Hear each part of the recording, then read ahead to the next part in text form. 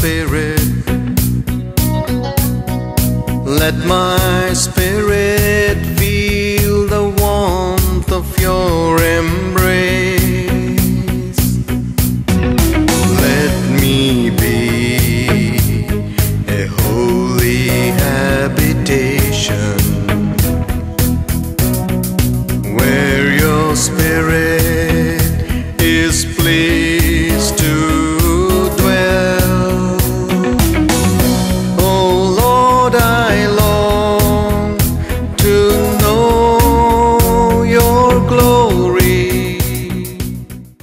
Last week we studied on the glory of God entering the temple through the east gate.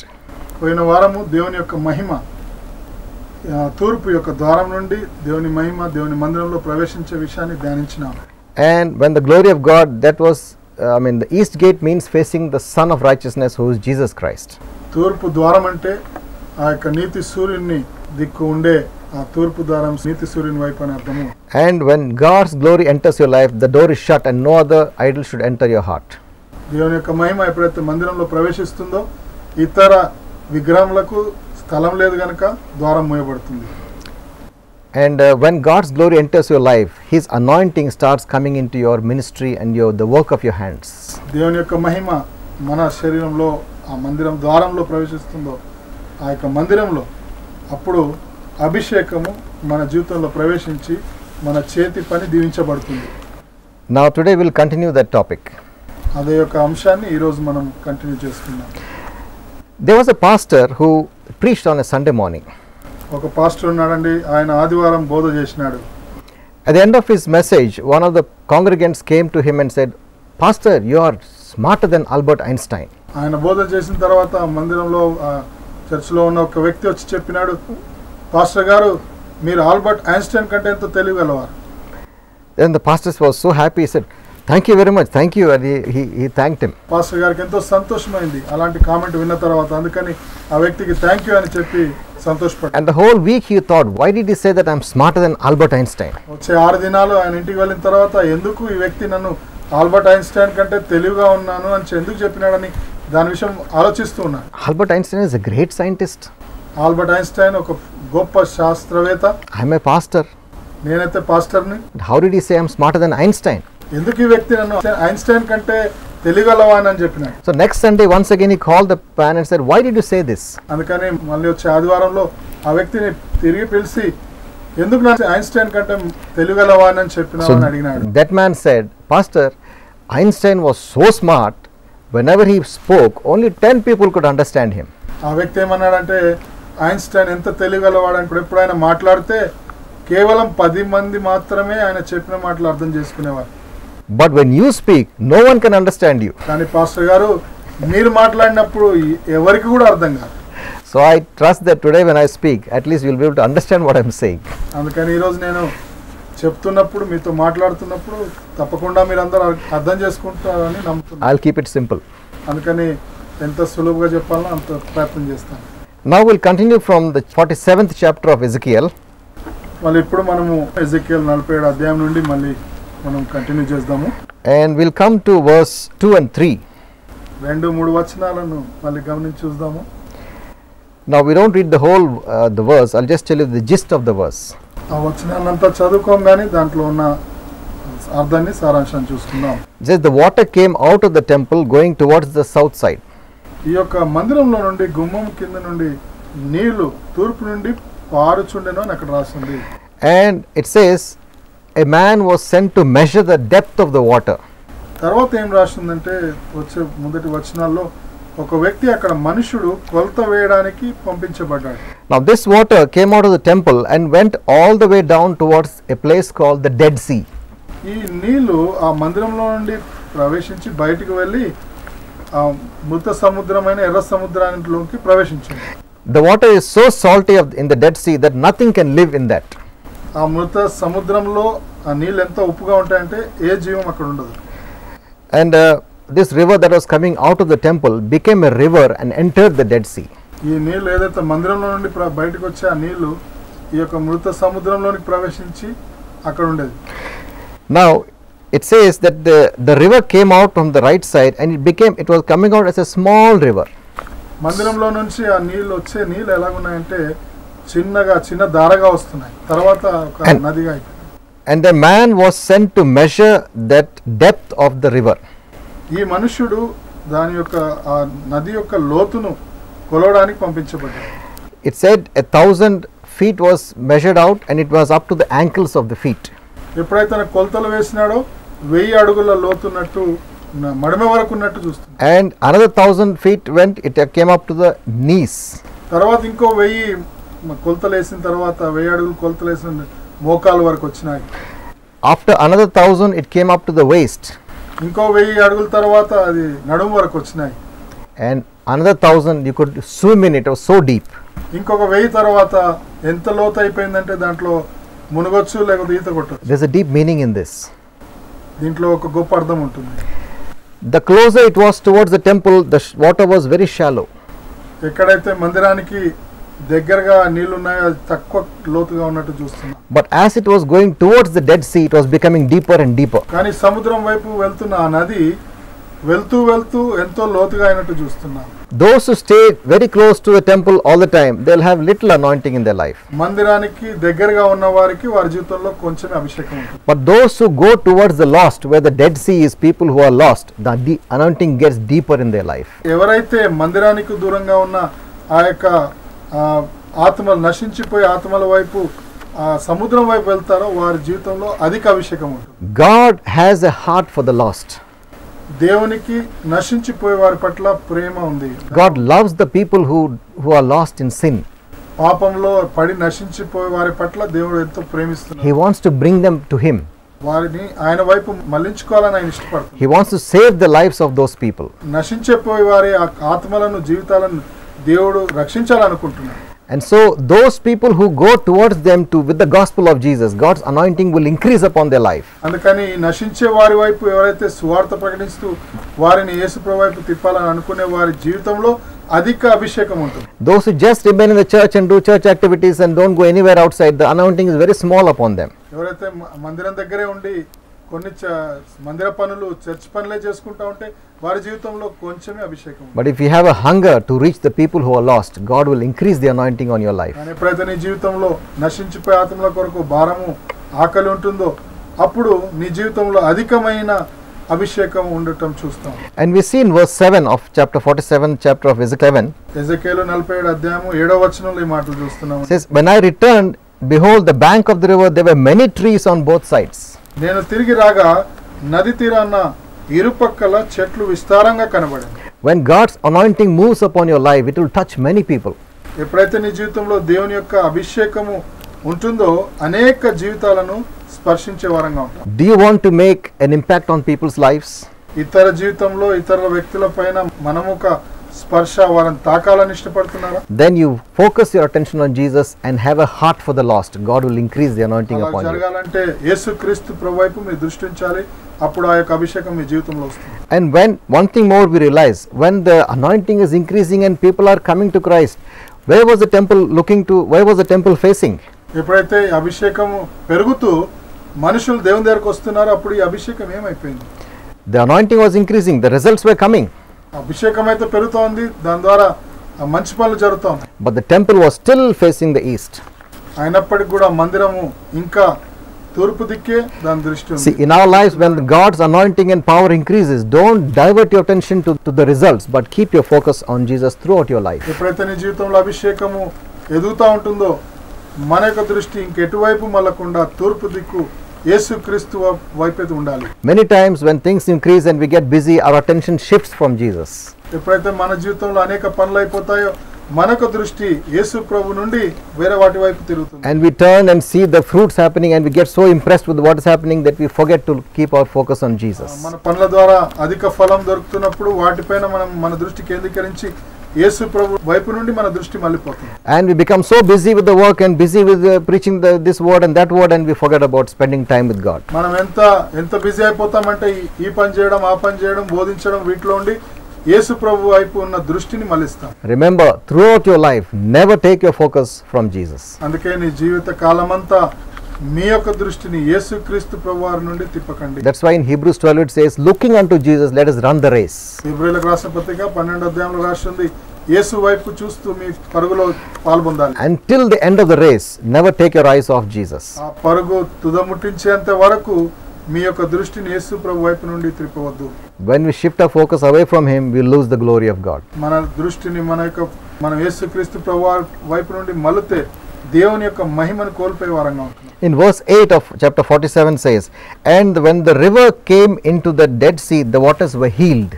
ఎజెకియేలు గ్రంథము 47:8వ వచనంలో ఉంది, అప్పుడు ఆయన వారితో ఇట్లనని ఈ నీళ్లు ఉబికి తూర్పుగానున్న ప్రదేశమునకు పారి అరబాలోనికి దిగి సముద్రంలో పడును, అప్పుడు ఆ సముద్రపు నీళ్లు మంచి నీళ్లగును. See, God will touch people and remove the deadness in people's lives when the grace of God goes out through you to them.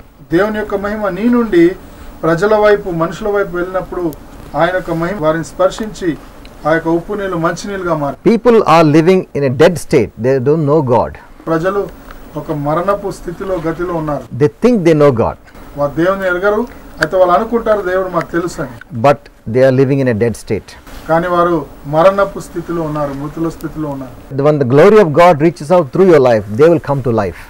ఎప్పుడైతే దేవుని మహిమ నీ జీవితం ద్వారా బయటికి ప్రవేశిస్తుందో అప్పుడు వారు దేవుని వైపు మళ్ళుతారు. Just as the Dead Sea became fresh, the places where you go, God will bring his glory to touch the people around you. మృత సముద్రం ఎట్లయితే దాంట్లో ఏం జీవం లేదో అట్లా వారి జీవితాలను స్పర్శించిన తర్వాత వారు దేవుని వైపు మళ్ళీ దేవుని యొక్క మహిమలోకి వస్తారు.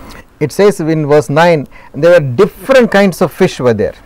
9వ వచనంలో ఉంది, అక్కడ అనేక రకములైన చేపలు ఉన్నాయని. Different types of fish were there. ఎన్నో రకాల చేపలు ఉన్నాయి. See, God will touch different types of people through your life. దేవుడు కూడా నీ జీవితం ద్వారా ఈ అనేక రకములైన చేపల వంటి ప్రజలను వారిని స్పర్శిస్తాడు. Different communities will be touched through your life. వేరే వేరే ప్రాంతాలు గుంపులకు చెందిన వారు దేవుని యొక్క మహిమ వైపు వెళ్తారు. నీ యొక్క స్పర్శ. God will even send you to many other countries also to reach out to people. దేవుడు నిన్ను ఇతర దేశాలకు కూడా ప్రజలను దేవుని వైపు మళ్లించడానికి మిమ్మల్ని వాడుకుంటాడు. Because God's eyes are looking throughout the earth trying to see a man whose heart is perfect towards him. ఎందుకంటే దేవుని దృష్టి మనుషుల వైపు ఉంది. ఎవరైతే ఆయనను వెతుకుతున్నారో, ఎవరైతే ఆయన వైపు ఉన్నారో వారి కొరకు వెతుకుతాం. And those whose heart is perfect towards him, God will show his glory through their life. ఎవరి హృదయం అయితే దేవుని వైపు సంపూర్ణంగా ఉంటుందో అట్లాంటి వారి కొరకు దేవుడు వెతుకుతూ వారి జీవితంలో ఆయన మహిమనియాలనుకుంటాడు. And there are very few people who are fully committed to the Lord Jesus Christ. Many are just too busy with everything else. చాలా తక్కువ సంఖ్యలో మనుషులు దేవునికి సమర్పించుకున్న వారు ఉంటున్నారు. ఇతరులైతే చాలా ఎక్కువ సంఖ్య వారి యొక్క జీవితంలో వారు ఎన్నో పనులు కలిగి ఉంటారు. And when God finds the people who are so committed to him, he will use them in many ways. దేవుడు ఒకవేళ దేవుని పట్ల సమర్పణ కలిగిన వారిని దొరికితే వారిని ఎంతో బలమైన రీతిగా వాడుకుంటాడు. And he will touch many people through your lives in different communities and different places. అలాంటి సమర్పణ జీవితం ఉంటే మన ద్వారా ఎంతో మందిని స్పర్శించడానికి దేవుడు మనల్ని వాడుకుంటాడు. You know, the Bible says in John chapter 7 verse 34, Jesus said, if believe in me and out of your belly shall flow rivers of living water. యేసుక్రీస్తు ప్రభువారు యోహాను సువార్త 7వ అధ్యాయం 34వ వచనంలో అంటున్నాడు, నా పైన విశ్వాసం వస్తే మీ యొక్క కడుపులో నుండి జీవపు జల నదులు వెళ్ళి ఇతరులను స్పర్శిస్తాయి. God wants to touch the world through your life. Each one of you watching me. నీ జీవితం ద్వారా దేవుడు ఇతరులను స్పర్శించాలని కోరుతున్నాడు. He doesn't want you just to live a small life, going to job and coming back and finally doing nothing with your life. He doesn't want that. నీవేదో మామూలు ఉద్యోగం చేసుకుంటూ పని కలిగి ఉండాలని దేవుడు కోరటం లేదు. If you are a child of God, if you have accepted Jesus into your life, he wants to bless the world through your life. ఒకవేళ యేసుక్రీస్తు ప్రభువారి యొక్క బిడ్డగా యేసుక్రీస్తు ప్రభువారిని అంగీకరించి దేవుని బిడ్డగా ఉంటే నీ జీవితం ద్వారా ఇతరులను స్పర్శించాలని దేవుడు కోరుతున్నాడు. It's his desire that the world comes to know him. ఆయన యొక్క ఆశ ఏంటంటే లోకమంతా దేవుని తెలుసుకోవాలని. If we see the world around us, there's so much of wickedness and evil increasing year by year. ఈ లోకం అంతా మనం చూస్తే ఒకవేళ ఎటువైపు చూసినా పాపము దుష్టత్వం పెరుగుతూ ఉంది. It's like the Dead Sea. Nothing is living. All people are dying in sin.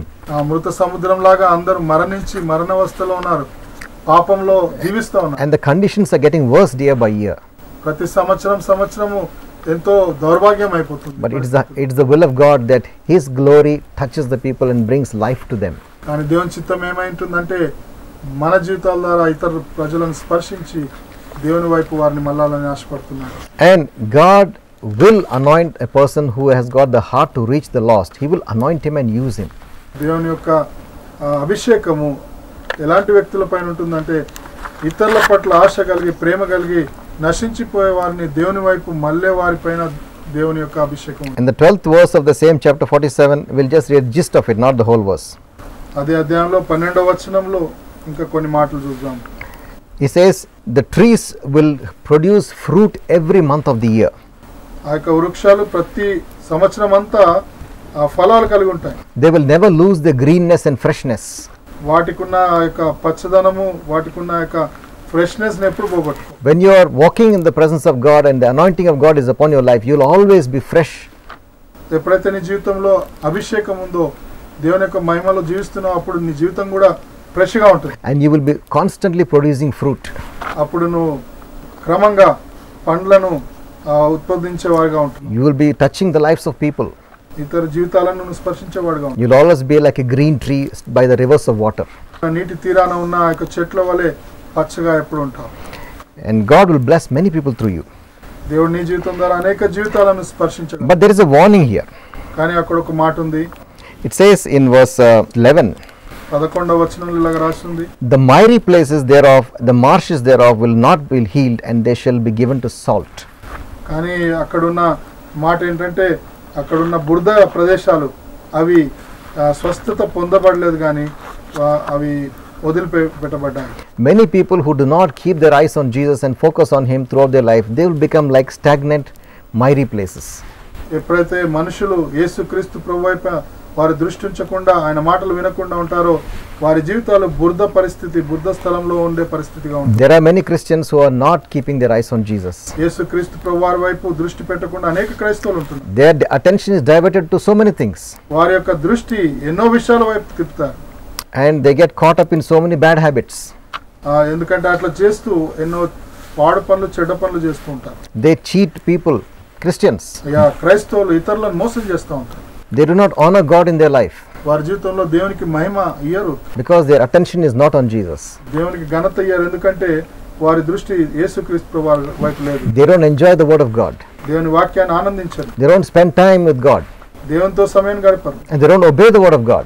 దేవుని వాక్యాన్ని లోబడరు. And so they become like stagnant places. అందుకని వారు నీళ్లు లేని ప్రదేశాలుగా మారిపోతారు. Become like salty places. ఆ ఉప్పు గల ప్రదేశంగా మారిపోతారు. There is no glory of God in their life. దేవుని యొక్క మహిమ వారి జీవితంలో లేదు. No peace of God in their life. దేవుని యొక్క శాంతి వారి జీవితంలో. And they will never touch anyone or bless anyone throughout their life. Nobody will be blessed by their life. జీవిత కాలమంతా ఇతరులను స్పర్శించి వారిని ఇతరులను దీవించే ఆ యొక్క అనుభవంలో ఉండాలి. This is a warning for all of us Christians. అందుకే మనందరికీ ఇక్కడ జాగ్రత్త మాటలు ఉంటున్నాయి. Either you focus on Jesus and grow in your life, or you turn away and become a marshy place. అందుకని మనము యేసు వైపు తిరిగి ఆయన వైపే దృష్టి ఉంచి మన జీవితాల్లో దీవెన ఆశీర్వాదం పొందాలా లేకపోతే ఈ యొక్క బురద స్థలంగా లేక ఊబి స్థలంగా మారాలా మన చేతిలో ఉంది. And those who do not keep their attention on Jesus, they may even lose their walk with God and finally be lost themselves.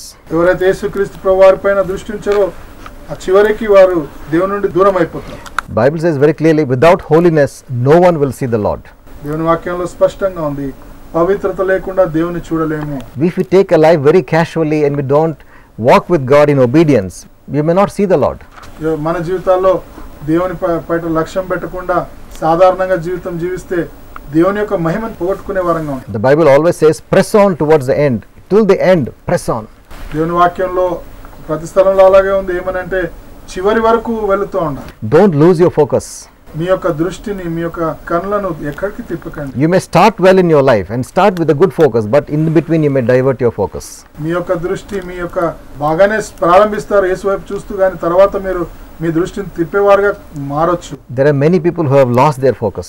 చాలా మంది వారి యొక్క దృష్టిని మార్చుకొని ఉండేవారుగా ఉంటున్నారు. And they become like stagnant waters, just salty waters. అందుకే నిలకడగా ఉన్న నీరుగా లేకపోతే ఉప్పు కలిగిన నీరుగా ఉంటారు.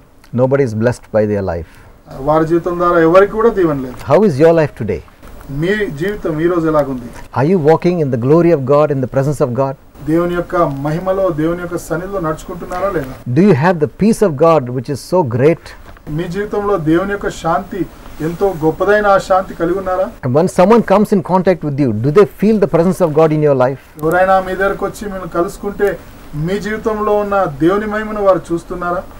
When you meet with people, do you just talk of all nonsense and all unnecessary things, or do you talk about the Lord Jesus Christ? మనం కలుసుకునేప్పుడు ఏదో వేరే వేరే మాటలు మాట్లాడకుండా యేసుక్రీస్తు ప్రభువారి గురించి మాట్లాడుతున్నారా లేదా? You know, how is your life impacting others? మీ జీవితం ఇతరులకు ఎలాగో స్పర్శిస్తుంది?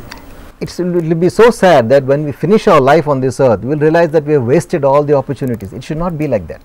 మన జీవితం అంత అయిపోయిన తర్వాత చివరికి వచ్చిన తర్వాత అన్ని పోగొట్టుకున్నామని పడడం మంచిది కాదు, అలాగ ఉండకూడదు.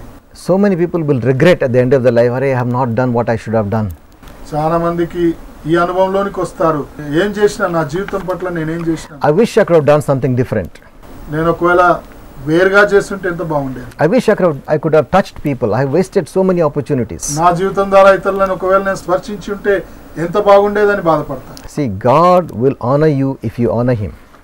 దేవుని ఒకవేళ మీరు గణపరిస్తే ఆయన మిమ్ములను గణపరుస్తాడు. If you have the heart for Him and you spend your time in His presence, He will use you for His kingdom. దేవుని కొరకు మీ హృదయం ఉంటే, దేవుని వెదికేవారుగా ఉంటే, అప్పుడు దేవుడు మిమ్మల్ని దీవించి And your life will not be wasted. మీ జీవితం ఎప్పుడు కూడా నష్టం కాదు. It will be a blessing to so many. ఎంతో మందికి దీవెనకరంగా దేవుడు మార్చగలడు. And when you get to heaven, ఎప్పుడైతే పరలోకానికి చేరుతాం, many people will come and say, thank you for telling me what you told me. Because of you, I have come to know Jesus. మనం ఎప్పుడైతే పరలోకం వెళ్తామో ఎంతో మంది మనల్ని కలుసుకొని, అయ్యా మీరు నా పట్ల దేవుని వాక్యాన్ని చూపించినందుకు చెప్పినందుకు మీకు వందనాలు అని చెప్తారు. That day you spoke this word to me and then my life changed. ఆ దినాన మీరు దేవుని మాటలు నాకు చెప్పినారు కనుక నేను మారిపోయినానని సంతోషిస్తాను, మిమ్మల్ని వచ్చి కలుస్తాను. I was sick and you came and visited me and prayed for me. నేను రోగంలో బాధలో ఉన్నప్పుడు నన్ను వచ్చి కలిసి ప్రార్థన చేసినారని వారు సంతోషపడతారు. When no one came to help me, you came to help me. Thank you, they will say to you. వాళ్ళు ఏమంటారంటే, ఎవరు నాకు సాయం చేయనప్పుడు, సాయంగా ఉన్నప్పుడు మీరు వచ్చి నాకు సాయం చేసినారని చెప్తారు. And then how happy you will be when you know that you have touched people's lives. How happy you will be. ఎప్పుడైతే ఈ మాటలన్నీ విన్న తర్వాత మీరు తెలుసుకుంటారో అప్పుడు మీకు ఎంత సంతోషంగా. Otherwise you'll be so sad, I have done nothing, I have just wasted my life. లేకపోతే అలాగ ఒకవేళ జరగకపోతే ఎంత దుఃఖపడవలసిన అవసరం ఉంటుంది, నా జీవితాన్ని నేను పాడు చేసుకున్నాను అయ్యో అని అనాల్సి వస్తుంది. But there is a chance even today, if you decide that I am going to focus on Jesus, spend time with Him, I am going to have a heart for the lost, God will bless you. ఈ రోజు కూడా మీకు సమయం ఉంది. ప్రభువా నేను తప్పు చేశాను, ప్రభు మీ కొరకు వాడబడడానికి ఇష్టపడుతున్నాను అని ఒకవేళ ఒప్పుకుంటే దేవుడు మిమ్మల్ని ఇప్పుడు కూడా వాడుకుంటాడు. God wants to bless you and bless others through you. God wants to do it. దేవుడు మిమ్మల్ని దీవించాలని కోరుతున్నాడు, మీ ద్వారా ఇతరులను దీవించాలని కోరుతున్నాడు. Now once again I give you this opportunity. If you have not known Jesus in your life, this is the time to receive Him. మరొకసారి మీకు ఈ తరుణం ఇస్తున్నాను. యేసుక్రీస్తు ప్రభువాన్ని ఇంకా అంగీకరించకుండా ఉంటే ఈ రోజు కూడా మీరు అంగీకరించవచ్చు. Maybe you have never in your life committed your life to Jesus at any time. యేసుక్రీస్తు ప్రభువారి కొరకు మీ జీవితాన్ని సమర్పించుకోకుండా ఇంకా ఉన్నారేమో. Maybe you go to church and you're born in a Christian family. ఒకవేళ మీరు చర్చ్కి వెళ్తూ క్రైస్తవ కుటుంబంలో జన్మించి కూడా ఉండొచ్చు. But maybe it's just a routine thing that you're doing without any change in your life. కానీ సాధారణంగా మీ జీవితంలో మార్పు లేకుండా ఈ పనులన్నీ చేస్తున్నారేమో. There's a time God wants to touch you. This is the time for you to make a decision that I will follow Jesus. ఒక సమయం ఉంది, అదే ఈ సమయమే దేవుడు మిమ్మల్ని స్పర్శించగోరుతున్నాడు, ఆయన మిమ్మల్ని దీవించగోరు. Don't miss the opportunity. ఈ సమయాన్ని సదుపాయాన్ని పోగొట్టుకోకండి. You never know what will happen tomorrow. రేపేం జరుగుతుందో మీకు తెలియదు. Just 2 days back we read in the papers that in Pune on 25th of January there was a crazy driver who drove the bus and killed 9 people on the road. కొన్ని దినాల క్రితమే మనం చదువుకున్నాము, ఈ జనవరి 25వ తారీఖున ఒక బస్ నడిపించే bus driver ఆయన ఎంతో మందిని యాక్సిడెంట్ చేసినాడు. See, anything can happen any day. ఎప్పుడైనా ఏమైనా జరగవచ్చు. No one knows what will happen tomorrow. రేపేం జరుగుతుందో మనకు తెలియదు. This is the day you must make a decision for Jesus. కానీ ఈ రోజే యేసుక్రీస్తు ప్రభువారి కొరకు మీరు ఒక తీర్మానంలో రావాలి. Don't put it off. దీన్ని ఆపివేయద్దు. Pray with me now. నాతో కలిసి ప్రార్థన చేయండి. Lord Jesus, యేసుక్రీస్తు ప్రభువా, I confess that I am a sinner. నేను పాపినని ఒప్పుకుంటున్నాను. I have done many things against you. నీకు విరుద్ధంగా ఎన్నో పనులు చేసినాను. I have lived my own life the way I wanted. నా జీవితాన్ని నా ఇష్టానుసారంగా జీవించినాను. I believe that you came to die on the cross for my sins. మీరు నా కొరకై ఈ లోకానికి కల్వరి యొక్క శిలువ పైన చనిపోవడానికి వచ్చినారు. I believe that you died on the cross and rose again on the 3rd day. శిలువ పైన ప్రభు చనిపోయి తిరిగి 3వ దినాల్లో లేచినారని నమ్ముతున్నాను. And you shed your blood on the cross to cleanse me from all my sin. ప్రభు మీ అమూల్యమైన రక్తం ఆ శిలువ పైన నా కొరకు కార్చినారు నా పాపాలు కడగడానికి. Wash me now in your blood. ప్రభు నన్ను కడగండి, మీ యొక్క రక్తంతో కడగండి. Make me a new person. నన్ను ఒక నూతన వ్యక్తిగా చేయండి. Come into my life, Lord Jesus. నా జీవితంలోనికి రండి ప్రభు. I want to follow you. నేను నిన్ను వెంబడించాలనుకుంటున్నాను. In Jesus' name I pray. యేసు ప్రభు నామములో ప్రార్థిస్తున్నాను. Now, Lord, I pray for those who are sick. ప్రభు నేను ఇప్పుడు ఎవరైతే బాగలేరో రోగంగా ఉన్నారో వారి కొరకు ప్రార్థన. Heal them from every sickness, Lord. ప్రతి ఒక్క రోగం నుండి వారిని స్వస్థపరచండి. I command that sickness to go in Jesus' name. ప్రతి రోగం యేసు ప్రభు నామములో నేను గద్దిస్తున్నాను. I speak the blessing of God upon your life. మీ జీవితంలో దేవుని యొక్క దీవెనను నేను Receive your healing now. మీ యొక్క స్వస్థతను ఇప్పుడు పొందండి. In Jesus' name be healed. యేసు ప్రభు నామములో మీరు స్వస్థపరచబడండి. In Jesus' name we pray. యేసు ప్రభు నామములో ప్రార్థిస్తున్నాను. Amen. God bless you. దేవుడు మిమ్మల్ని దీవించును గాక. And we'll meet once again next week.